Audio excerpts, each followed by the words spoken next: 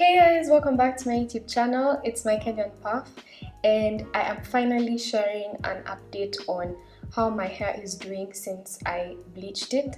I have my phone here, so in case you see me looking down, I just want to make sure that I don't forget anything, I don't leave anything out. I needed enough time to have a feel of what bleached hair really entails, and that's why this video has taken quite a bit of time.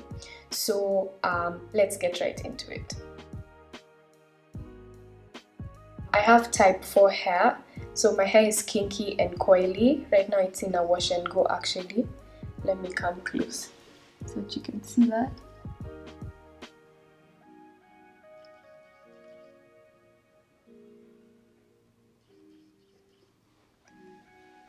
Yeah, so right now it's in a day 3 wash and go. I've been doing wash and goes of late.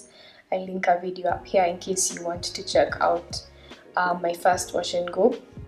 And so I have kinky coily hair, and I big chopped in March of 2016, but I stopped relaxing my hair in May of 2015. So I am a little over 3 years since my last relaxer, but a little over 2 years since I did the big chop. And I bleached my hair on 24th of April this year, so it's been quite some time since I did bleach my hair. So yes, I have dyed my hair before. I actually dyed my hair some reddish, maroonish color. Hopefully I can find a picture and insert it, when I was transitioning to natural. I was bored with my hair, honestly. This year I was just itching for a change, and this is just what helped me to deal with that itch. I'm open to playing around with different hairstyles, different dyes and colors, with heat as well, just to explore my hair to its fullest. Now I understand that this would be at the expense of length retention, but the beauty is I'll have natural hair all my life from now, you know, going forward. So I think there'll always be time for me to focus on chasing length. But since that's not what I'm focusing on right now, then that's really what made me choose to bleach my hair. The short answer to that question is no. The curl pattern is the same. The back of my head has always been the kinkiest and the coarsest, and it also has it's the highest porosity, so it's the one that dries up the fastest. And then the front of my hair has always been looser than the other parts of my head.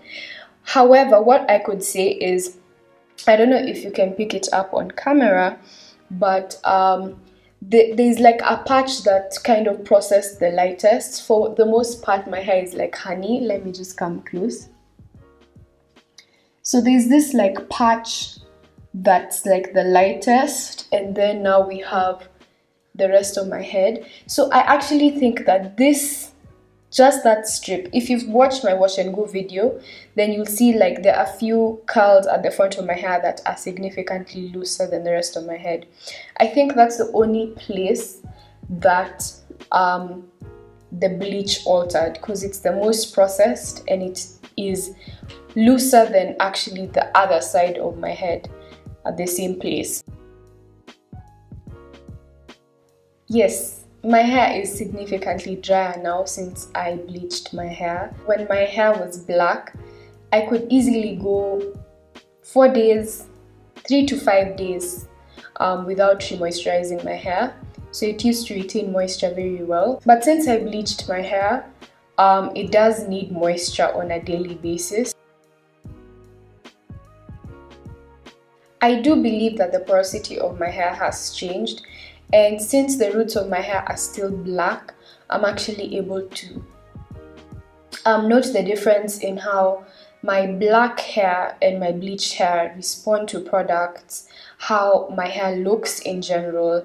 And for me, actually, the most obvious thing that makes me sure that my porosity is higher now is the frizz. So my bleached ends get frizzy really easily, and I think that's just because the cuticle is not as flat as it used to be, so it's frizzier. It's not as shiny as my black hair gets when it decides to be shiny. And number 3 is, as I said, moisture. My bleached ends get drier much quicker, so I am 100% sure that my porosity has changed. And then also knotting. Like, I used to get single strand knots every now and then, but with my bleached hair the knotting happens more often. But then again, I'm also wearing wash and goes. I'm wearing my hair in its shrunken state a lot more now, so that could also be the reason for that. I am not experiencing excessive shedding now, but soon after I bleached my hair, I did have a bit more shedding than usual, but that's simply because I had not trimmed my hair. So I did have split ends, and the last time I had trimmed my hair was in October, but I finally got a trim, I think on the 20th of June. And so since then, the shedding has not been too significant, and the breakage is not, well, I don't experience much breakage. So I think that the bleach did not cause any breakage. One change I've made to my routine, even though it's not necessarily because my hair is bleached, it's just simply because my hair is longer now. So what I am doing is I am washing my hair in twists. I'm sure you've seen very many YouTube videos where they wash the hair in twists, so that's something I am doing now. But when it comes to having bleached hair, I have incorporated, or will be incorporating, a purple shampoo to just tone down the brassiness and retain that vibrant blonde color, because that's really what I want to keep. I leave the Amazon link to where I got the purple shampoo from. I have a whole video, so you can check that out, where I shared some products I had bought recently. So I think that's the most significant difference, just introducing a color safe shampoo and a purple shampoo.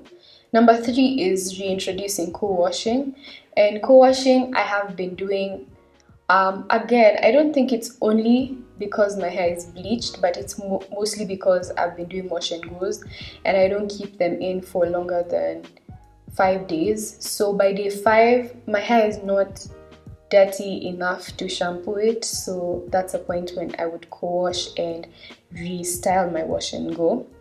But I do think that's working well for my bleached hair, because co-washing did not work well for my black hair. Another thing I've changed is that I pre-poo or pre-detangle my hair. That's if I'm not co-washing. So if I'm shampooing, I will pre-poo or pre-detangle my hair the day before and put it in the twist, so that wash day just goes by much faster. Another thing that I've changed is I'm avoiding direct heat. For some reason, I just feel like that's what's really going to make my bleached hair just fall off. So I am avoiding direct heat, though I've been using blow dryers like to dry my wash and goes, and then I still use my deep conditioning steamer cap from Natural Hair Kenya to when I'm deep conditioning. But when it comes to like blow drying my hair, I actually haven't done that since October of last year. So I'm waiting it out until I think my hair is strong enough to deal with direct heat like that. When it comes to the products that I'm really using whatever is in my stash. I have too many products at this point, but I do have some I'm really liking, so I am going to leave a list in the description box. When it comes to products that I'm not using anymore, I've actually been avoiding bentonite clay-based shampoos, simply because I feel like the clay strips the color off of my hair. The oil and the spritz are the 2 ways I'm still incorporating Ayurveda, but I'm not like doing straight Ayurvedic treatments because I'm not very sure what they'll do to the dye, but of course I'm going to experiment with them. So if you have color treated hair or you're thinking of dyeing your hair, I think the most important thing is to have a color safe shampoo if it's in terms of color retention. If it comes to length retention, then make sure you're moisturizing as regularly as you need to. Some people still don't need to moisturize every single day, but for me, I'm finding that I do need moisture on a daily basis. Then you want to keep your protein treatments up. I really am, and I think it's something very obvious from my Instagram, my Insta stories. I'm always trying new things. I'm wearing my hair out a lot. I'm having fun with this color. I really am. And I know some of you don't like it. Some of you thought like my hair would fall off. I mean, the jury is still out. Who knows? Maybe in 3 or 4 months my hair will be like this. I'll have a different update, but so far so good. I'm really enjoying it, and I don't regret bleaching my hair so far. As I said at the beginning of this video, I don't. Before I even dyed my hair, if you ever asked me about color, I probably told you via DM, like, don't do it. I would never recommend bleach or dye, simply because I don't know you. I don't know if you're a lazy natural, if you're someone who really stays on top of your hair regimen, if you're someone who your hair is healthy now, but not only that, you're a person who understands your hair needs. If you're not someone who's very aware of the state of their hair right now without the dye, then adding dye to that is just only going to make things worse, and it's more likely that your hair is just going to fall off. I've not found enough people who had a successful time with dye. So again, if you're chasing health and you're chasing length, color treating your hair might not be the best decision. You can always just buy wigs that are dyed and have fun with that, or do, you know, braids or extensions with a dye, and then just keep your hair in its natural color. But if you do choose to bleach your hair or to dye your hair, I keep saying, go to a stylist that you can trust. Let them assess the state of your hair prior to the dye and let you know if your hair will be able to handle it or not. And then make sure that they use good products, make sure that they follow the steps, make sure that, you know, they know what they're doing, and ask them for tips on how you're going to just maintain the dye. With that said, I'd really like that you guys separate the advice I give on my channel from the choices I make with my natural hair. Because if you notice, I keep insisting that there are things that I'm trying out or planning to try out with my hair that I would not advise people to do. They might work and they might give you guys ideas, but there are many things that I'm doing now that I've never really particularly supported. There's not enough information on how to do these things the right way, or there are not enough success stories. At the end of the day, it's such a personal journey, and you don't have to do what I do.